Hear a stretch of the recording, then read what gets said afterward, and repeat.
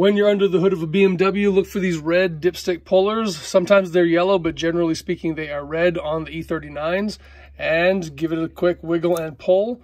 You'll see there are two O-rings that hold it in place in the actual dipstick tube itself. Just extract it from the dipstick tube and lay it on a cloth. As soon as you pull the dipstick out of a German-made E39, you'll notice very quickly it is not similar to an American-made dipstick. There is no high-low or max-low oil indicator. There are simply two notches. The small notch at the bottom of the plastic red cap is your add oil notch. The notch above that is your maximum oil notch.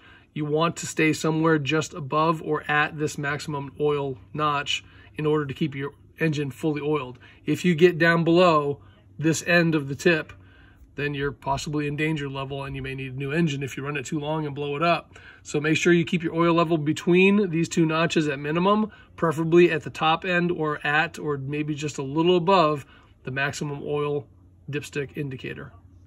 And now that you know how to check your oil, let's throw this dipstick back down the dipstick tube and check our oil. Of course, anytime you check oil, make sure you keep your car on a flat and level surface so you get the best reading possible from a flat and level oil pan full of synthetic oil for your BMW. And in this case, you can see that my oil is just above the maximum oil setting or maximum oil notch.